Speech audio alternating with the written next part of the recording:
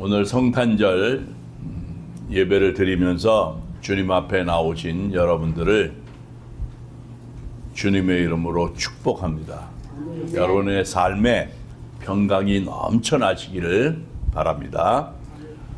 오늘 말씀의 제목은 어린 양으로 오신 예수님, 어린 양으로 오신 예수님이라고 하는 제목으로 함께 은혜를 나누겠습니다. 성탄절, 예수님이 탄생하신 날을 기념하는 날이지요. 성탄절이 12월 25일인데 사실은 성탄절이 12월 25일인가 하는 것을 성경이 밝히고 있지는 않아요. 그래서 사실은 정확한 것이 아닙니다. 그럼에도 우리가 12월 25일을 성탄절로 지키게 된 배경이 있는데, 로마의 핍박 가운데 기독교가 지하로 숨어 들어갔었는데, 이 기독교가 지하에서 수면 위로 다시 올라오게 된 때가 한 AD 350년 이 정도 됩니다. 그때부터 이제 수면으로 올라오면서 당시에 12월 25일이 태양신을 섬기는 축제가 진행되는 그러한 기간이었어요. 그래서 이게 뭔가 하면 기독교가 이교도 문화의 영향을 받은 것이 아니라 마침내 기독교가 이교도를 정복했다라고 하는 의미로 채택이 된 거예요. 그래서 12월 25일을 성탄절로 우리가 기념을 하게 된 겁니다. 자, 예수님의 탄생이 정확히 언제인지는 우리가 알 수 없지만 우리가 해마다 성탄절을 맞이하지요. 성탄절은 세상이 즐기는 날이 아닙니다. 그리고 어떤 사람이 주인공이 돼서도 안 되는 날이에요. 성탄의 중심은 예수 그리스도입니다. 15세기에 이태리가 낳은 대단한 최고의 화가이고 또 조각가이고 건축가인 레오나르도 다빈치가 있잖아요. 이 사람이 화가로서 아주 절정기에 이르는 43살쯤 됐을 그때예요. 온갖 정성을 다 들여가지고 심혈을 기울여가지고 최후의 만찬 그림을 완성을 했습니다. 그리고 늘 그래왔던 것처럼 아주 절친한 친구를 불러서 그림을 보여주고 의견을 물었어요. 최후의 만찬 그 그림을 본 친구가 깜짝 놀랍니다. 그러면서 하는 말이 최고의 걸작품이니까 놀라서 그 친구가 하는 말이 완벽하다. 그 중에서도 예수님의 손에 그려진 그 은잔이 얼마나 섬세하고 생동감이 가득한지 눈을 뗄 수가 없다. 그런 거예요. 그랬더니 레오나르도 다빈치가 그 말을 듣고는 붓으로 그 잔을 확 지워버렸어요. 그리고는 하는 말이 이 그림에서 예수 그리스도 외에 다른 어떤 것도 중심이 될 수가 없다. 그런 얘기를 했다고 그래요. 자, 성탄절은 오직 예수 그리스도 그분께 초점을 맞춰야 되는 거예요. 예수 그리스도 그분으로 인해서 기뻐하고 오직 예수 그리스도 우리 주님 그분께 오직 영광을 올려드리는, 그래서 믿는 사람들의 우리의 축제가 되어야 되는 겁니다. 그러기 위해서 우리는 예수님이 누구신가, 예수님이 어떠한 분으로 이 땅에 세상에 오셨는가 하는 것을 알아야 됩니다. 예수님은 어린 양으로 오셨어요. 그러면 성경에서 말씀을 하고 있는, 특별히 오늘 본문인 요한복음에서 말씀하고 있는 하나님의 어린 양은 어떠한 예수님을 말씀하시는 것인가 하는 것을 살펴보고자 합니다. 먼저 이거예요. 속죄 양이에요. 어린 양으로 오신 예수님은 속죄 양입니다. 요한복음은 세례 요한이 요단강에서 세례를 베푸는 것으로 시작이 되고 있어요. 많은 사람이 세례를 받기 위해서 몰려왔어요. 때가 되니까 예수님도 세례를 받기 위해서 오셨어요. 그런데 세례 요한이 그 오시는 예수님을 보고 뭐라 그랬는가 하면, 보라, 세상 죄를 지고 가는 하나님의 어린 양이로다, 이렇게 선포를 했어요. 주님을 가리켜서 어린 양이라고 말했어요. 세상 죄를 지고 가는 하나님의 어린 양이라고 그랬습니다. 바로 이것은 우리 주님 예수님께서 이 땅에 속죄 양으로 오셨다라고 하는 것을 말씀하고 있는 거예요. 자, 구약 시대 때는 제사가 있었어요. 모든 백성은 반드시 죄 사함을 얻기 위해서 제사를 드려야만 했어요. 그렇게 제사를 드리기 위해서 이 사람들은 반드시 염소라든가 양, 이런 것들을 제물로 잡아서 제단에 드려야만 됐어요. 매번 그 제사가 반복이 돼요. 자기들이 스스로 양을 가지고 와서, 염소를 가지고 와서, 제물을 가지고 와서 잡습니다. 내장을 빼고 양의 피로, 염소의 피로 제단에 뿌리고 제사를 드려요. 하나님께서는 당시에 그러면 그들의 죄를 그 양의 피, 제물의 피를 보고 용서를 해주셨습니다. 바로 이것이 예수님 시대 때까지 계속되고 있었던 거예요. 그렇기 때문에 세례 요한이 예수님을 보고 어린 양이라고 말을 했을 때 그 어린 양이 무엇을 의미하는지 다 알고 있는 거예요. 세례 요한은 바로 그걸 선포하고 있는 거예요. 예수님은 어린 양으로서 속죄를 위해서 이 땅에 오셨다라고 하는 거예요.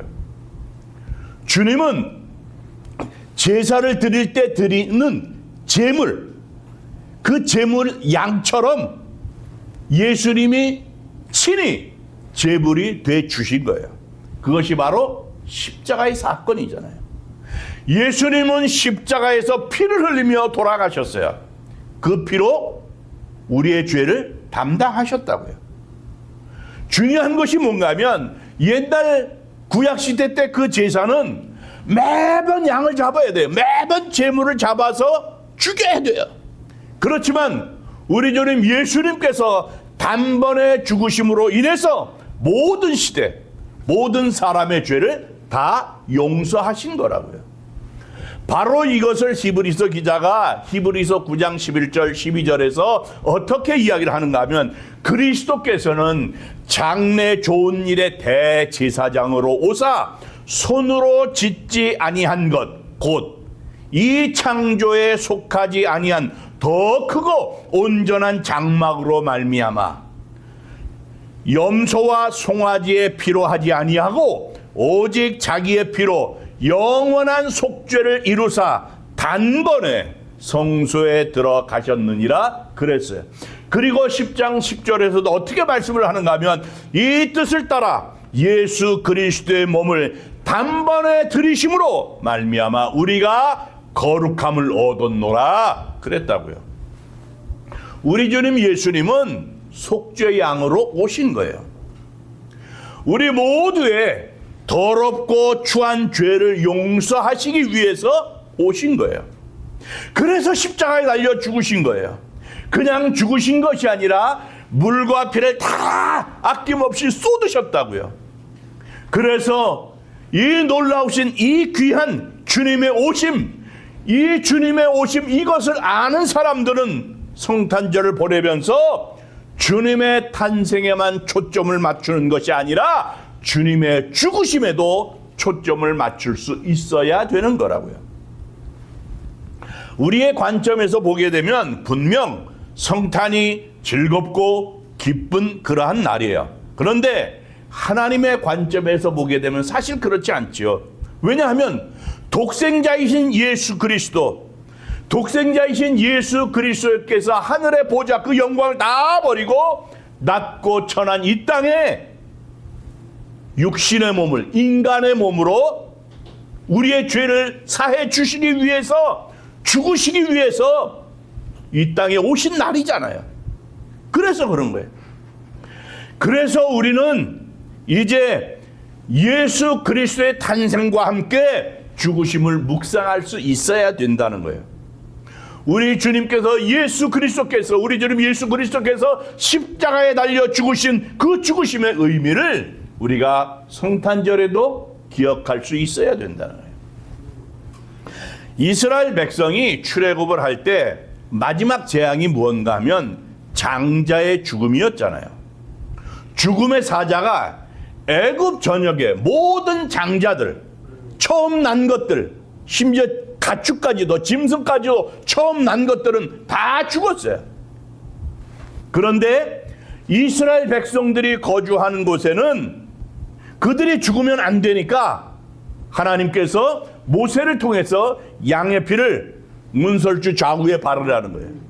문 틀에 좌우에 문 위에 다 바르라는 거예요. 그렇게 명령을 했어요. 그리고는 그 피를 보고 죽음의 사자가 애굽 전역의 장자들을 다 칠 때 그 피를 보고 그 집에 누가 있든지 상관이 없어요. 오직 그 문설주에 문 프레임에 좌우에 그리고 위에 양의 피를 바르게 되면 죽음의 사자가 넘어갔다고요. 패스오버 한 거예요. 이래서 6월절 절기가 나온 거예요. 넘어간다는 뜻이에요. 패스오버. 죽음의 사자가 양의 피를 보면서 넘어간 거예요. 인종이나 성별이나 지위, 고할 이런 거 상관하지 않는 거예요. 이제 우리는 이것을 우리 주님의 사랑과 용서로 깊이 새겨야 되는 거예요. 우리 주님 예수님께서 십자가에 달리셔서 온몸이 갈기갈기 찢기면서 고통 속에 돌아가셨다고요. 주님께서 머리에 가시면류관을 쓰셨어요. 가시가 머리에 박힐 때 그 머리에서 피가 하염없이 흘러내립니다. 그것은 바로 우리가 우리의 머리로 지은 모든 죄를 패스오버 해주시는 거예요. 넘어가 주시는 거예요. 용서해 주시기 위함이었던 거예요. 주님의 가슴에는 로마인들이 휘두른 채찍에 의해서 살점이 떨어져 나가요. 피가 범벅이 됐어요. 창으로 찔림을 받았어요. 그것은 내 마음속으로 지은 은밀한 죄들, 이것을 패스오버 해주시기 위해서, 넘어가 주시기 위해서, 용서해 주시기 위해서 그런 고난을 당하신 거예요. 우리 주님의 손에 못이 박힐 때 많은 피가 흘렀단 말이에요. 우리의 손으로 짓는 죄를 패스오버 해주시기 위해서, 넘어가시기 위해서, 용서해 주시기 위해서 그렇게 피를 흘리신 거예요. 우리 주님의 두 발에도 못이 박혔고 피가 흘러 넘쳤고 온 바닥이 붉게 물들었어요. 바로 그 흘리신 피로 말미암아 우리가 두 발로 가지 말아야 될 곳을 갔던 이 모든 것, 이런 모든 죄를 다 용서하시기 위해서, 패스오버 하시기 위해서, 넘어가시기 위해서 그러한 피를 흘리신 거예요. 우리 주님 예수님은 이렇게 속죄 양으로 오신 거예요. 우리 주님 예수님이 십자가에서 흘리신 그 보배로운 피, 그 피로 우리는 죄 사함을 받은 거예요. 용서를 받은 거예요. 여러분, 이 성탄의 계절에 다시 한번 우리 주님의 그 놀라우신 귀하신 은혜와 사랑, 이것을 마음에 깊이 간직하면서 감사와 영광을 하나님께 올려드리시기를 바랍니다. 그 다음에 희생양이에요. 어린 양으로 오신 예수님은 희생양으로 오신 거예요. 주님은 속죄 양이면서 희생양입니다. 물론 속죄 양이니까 희생양이에요. 희생양으로서 속죄 양이기는 하지만 성경적인 의미로 우리가 깊이 생각을 해볼 때 분명히 다르게 접근이 되고 있어요. 속죄 양은 하나님이신 예수님의 입장에서 하나님이신 예수님의 입장, 하나님이신 예수님의 관점에서의 의미를 내포하고 있는 것이라고 한다면, 희생양은 인간으로 오신 인간이신 참 하나님이면서 인간으로 오신 그 인간이신 예수님의 입장에서의 의미를 내포하고 있는 거예요. 우리가 구약의 역사를 보게 되면 매년 7월 10일을 이스라엘의 대속죄일이라고 그래요. 그래서 레위기 16장을 보게 되면 이 부분을 자세히 설명을 하고 있는데, 자, 이들이 매번 제사를 드리면서 하나님께 나아가지만 특별히 대속죄일이 되는 이날은 두 종류의 제물이 등장을 해요. 염소 2마리를 제비를 뽑아요. 그래서 하나는 여호와를 위하여 성전에 드려져요. 그 제물은. 그리고 또 다른 하나, 제비 뽑힌 또 다른 하나는 아사셀을 위하여, 그래가지고 광야에 버려져. 광야에 버려져서 죽게 되는 거예요. 여호와를 위해서 제비 뽑힌 첫 번째 염소, 이 제물, 이 피로 대제사장의 손에 의해서 성소에, 그리고 성소를 거쳐서 휘장을 통과해서 지성소의 법궤 위에 있는 속죄소에 뿌려지게 되는 거예요. 그 피를 하나님이 보시고 여호와 하나님께서 이스라엘의 백성의 죄를 용서하시는 거예요. 그 표시로 하나님께서 이스라엘의 백성의 죄를 사하셨다라고 하는 것을 나타내 주시기 위해서 쉐키나가 뭔가 하면 문자적인 의미로 거주, 임재, 다시 말하면 하나님의 영광이 하나님의 백성과 함께 하는 것, 하나님의 영광이 하나님의 백성에게 임하는 것을 쉐키나라고 그래요. 그러니까 하나님께서 그 첫 번째로 제비 뽑혀서 드려진 그 제물의 피를 보고 하나님께서 이스라엘의 백성들의 죄를 용서해 주시는 거예요. 그러기 위해서 쉐키나, 하나님의 영광이, 강한 영광의 빛이 이스라엘 백성들에게 임하게 되는 거예요. 그러면 백성들은 할렐루야를 외치면서 하나님 앞에 감사로 감격에 나가며 춤추며 축제를 하게 되는 거예요. 속죄함을 받았기 때문에 그런 거예요. 두 번째로 제비 뽑혀가지고 아사셀을 위하여 뽑힌 그 제물인 염소는 영어로 뭐라 그런가 하면 스케이프고트라고 그래요. 아사셀이라는 뜻이 스케이프고트예요. 속죄염소라는, 속죄염소. 아사셀이 무슨 의미인가 하면 버려지다는 얘기예요. 내몰리다, 이런 뜻이에요. 대속죄일이 되잖아요. 그러면 제사장이 그 아사셀 염소에게 안수를 해요. 그래서 이스라엘의 모든 죄를 이 염소에게 전가시킵니다. 그래서 아사셀 염소는 백성의 모든 죄를 한 몸에 짊어져요. 그리고 이 아사셀 염소는 미리 선택된 사람들에 의해서 끈으로 묶여져서, 끈으로 매여져 가지고 고난의 행보를 시작하게 돼요. 아사셀 염소에게는 예루살렘 거리를 통과해서 감람산을 지나고 동쪽 요단강까지 가서 거기서 배를 타고 광야까지 이르는 머나먼 행보의 그 여정이 이미 되어져 있는 거예요. 정해져 있는 거예요. 거리를 지나게 되면 연도에 많은 사람들이 인산 이례를 이루게 되는데 그 군중들이 기다렸다는 듯이 이 아사셀 염소를 향해서 저주를 퍼붓기 시작을 해요. 어떤 사람은 털을 뽑아요. 어떤 사람은 돌을 던집니다. 침을 뱉습니다. 그러다 보면 이 아사셀 염소가 거리를 다 빠져나오기도 전에 그런 상태에서 털이 뽑히고 피투성이가 돼요. 기진맥진 끌려와요. 요단강에서 배를 탑니다. 그 강바람이 털이 뽑히니까 몸이 붉은색으로 살이 다 나왔잖아요. 적신이 된 그 붉은 몸을 강한 바람이 후려쳐요. 얼마나 춥겠어요. 다시 돌아올 수 없는 길을 가는 거예요. 그 소름 속에 우는 거예요. 또 우는 거예요. 그 검풀은 강을 건너가요. 그리고 광야로 내버려진다고요. 광야에 내버려지는 거예요.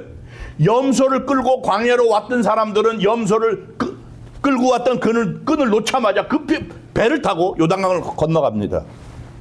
그러면 그 사람들은 다 건너가고, 그러니까 이리저리 이 염소가 왔다 갔다 하면서 아무것도 보이지 않는 데서 지치고 피투성이가 된 염소가 불안해하는 가운데 막 우는 거예요. 날이 어두워지죠. 광야에 찬바람이 불고 점점 염소가 흘리는 그 피는 살갗하고 아주 엉켜 붙지요. 맹수들이요, 피냄새를 맡고 달려듭니다. 막 도망을 가죠. 요단 강가에서 더 이상 갈 데가 없어요. 그러다가 짐승들의 밥이 되고 말해, 갈기갈기 찢기면서.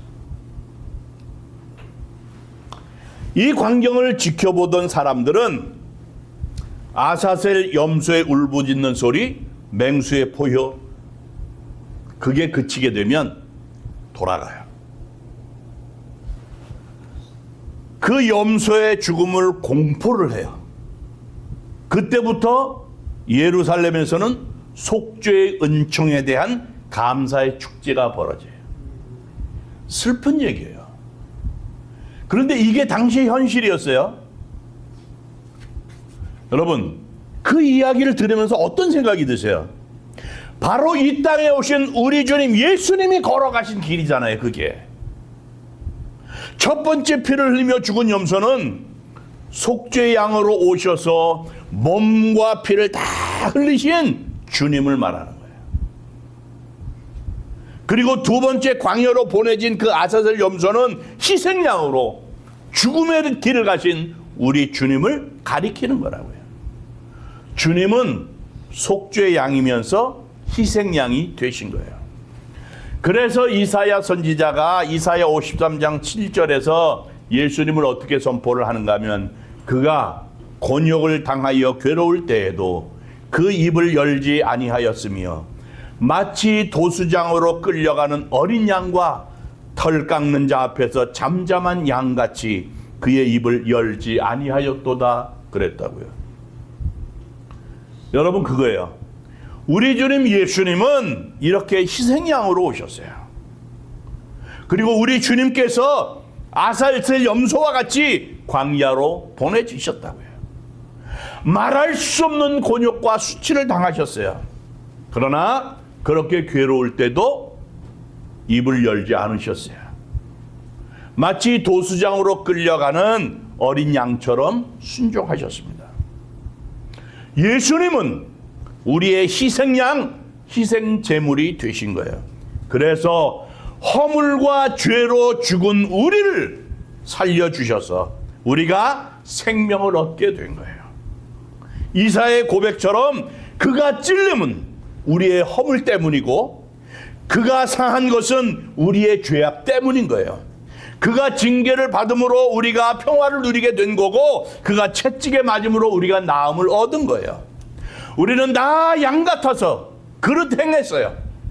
그래서 다 각기 제 길로 갔던 사람들입니다. 그런데 하나님께서는 우리의 모두의 죄악을 아사셀이신 주님께 담당시켰어요. 우리 주님 예수님께서 요한복음 12장 24절에서 말씀을 하시는데 내가 진실로 진실로 너희에게 이르노니 한 알의 밀이 땅에 떨어져 죽지 아니하면 한 알 그대로 있고 죽으면 많은 열매를 맺느니라, 이렇게 말씀을 하셨어요. 이 말씀이 뭔가 하면, 자기 자신이, 예수님 자신이 친히 희생양으로 오셔서 썩고 죽어서 많은 열매를 맺게 되었다라고 하는 것을 선포하는 말씀이에요. 그런데 주님의 말씀이 거기서 끝나는 것이 아니라 요한복음 12장 25절 26절에서 계속 이어져서 말씀을 하고 있는데, 자기의 생명을 사랑하는 자는 잃어버릴 것이요 이 세상에서 자기 생명을 미워하는 자는 영생하도록 보존하리라. 사람이 나를 섬기려면 나를 따르리니 나 있는 곳에 나를 섬기는 자도 거기 있으리니 사람이 나를 섬기면 내 아버지께서 그를 귀히 여기시리라, 이렇게 말씀했어요. 우리가 속죄 양으로 오신 주님의 사랑에 감격하고 감사하고 기뻐하는 것, 그것에서 그치지 말라는 거예요. 아세셀 염소로 버려지고 내멀리 희생양으로 오신 그 주님의 은혜를 아는 사람들이라고 한다면 이렇게 살아야 된다는 거예요. 주님이 사람을 섬기셨으니 우리도 섬기며 살라는 거예요. 주님이 자기 생명을 버리셨으니 우리도 그런 마음을 가지고 살라는 거예요. 주님이 날 위하여서 모든 것을 주시면서 희생했으니 우리도 희생해야 된다. 나도 희생해야 된다라고 하는 것을 말씀하고 있는 거예요. 사랑하는 성도 여러분, 주님 없이 구원은 없습니다. 수고 없이 열매 없다고요. 고통 없이 축복이 없어요. 죽음 없이 부활은 없습니다. 십자가 없이 영광도 없어요. 희생 없이 승리는 없는 겁니다. 오늘 주님께서 우리에게 말씀을 하십니다. 나는 너를 위해서 몸 버려서 피 흘려서 생명을 주었건만, 모든 것을 주었건만 너는 과연 나를 위하여서 무엇을 주느냐? 아무리 갚으려고 해도 갚을 수 없는 주님의 은혜, 그 주님의 은혜 앞에 나는 과연 무엇을 드리며 살아야 되겠는가? 이 물음에 성탄의 계절에 우리의 영혼 깊은 곳에서 하나님, 그 주님께서 우리에게 피 흘려 우리에게 주셨건만, 그 몸을 우리에게 주셨건만 우리가 주님께 무엇을 드리는지 부족하고 부족한 우리들입니다. 주님, 다시 한번 주님을 위해서 헌신하는 삶을 살기를 소원합니다. 그렇게 고백할 수 있는 우리들이 되어야 될 줄 믿습니다. 우리 주님은 어린 양으로 우리에게 오셨습니다. 이 성탄의 계절에 우리를 위해서 이 땅에 오신 우리 주님을 깊이 묵상하면서 결단과 헌신으로 우리의 남은 생애를 하나님 앞에 드리며 살아가는 그런 하나님의 백성들이 되시길 주님의 이름으로 축원합니다.